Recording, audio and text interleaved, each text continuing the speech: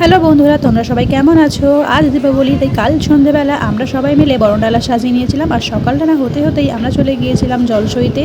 এখানে সমস্ত কিছু গুছিয়ে গুছিয়ে রাখা হচ্ছে ঘাটের মধ্যে। আর আমি যেহেতু প্রথমবার জল তুলতে নামছি, তাই বড়দের থেকে ইনস্ট্রাকশন নিয়ে 3বার জলে ডুব দিলাম। আর বড়দের কাছ থেকে ঘরটা নিয়ে চলে গেছিলাম মাছপুকুরে। যেহেতু আমি সাঁতার কাটতে জানি, তাই মাছপুকুর থেকেই মায়ের জলটা তুলে নিয়ে আসলাম। আমাদের বাড়িতেও কালী পুজো হতো, কিন্তু এই নিয়মটা কখনোই পালন হতে আমি দেখিনি। হয়তো ছোটো ছিলাম, সেই জন্য সকালবেলা উঠতে পারতাম না, কিন্তু এই প্রথমবার আমি এই নিয়মগুলো এক্সপিরিয়েন্স করছি। আর যেহেতু বরণটাও আমি প্রথমবারই করছি, তাই বড়দের থেকে একটু ইনস্ট্রাকশন নিয়ে তারপরেই করছি। ভুল ছুটি হলে মা কালী যেন আমাকে ক্ষমা করে দেয়। বরণ শেষে মাকে আর অন্যান্য দেবদেবীকে স্মরণ করে জলের মধ্যে বাতাসা ভাসিয়ে দিলাম।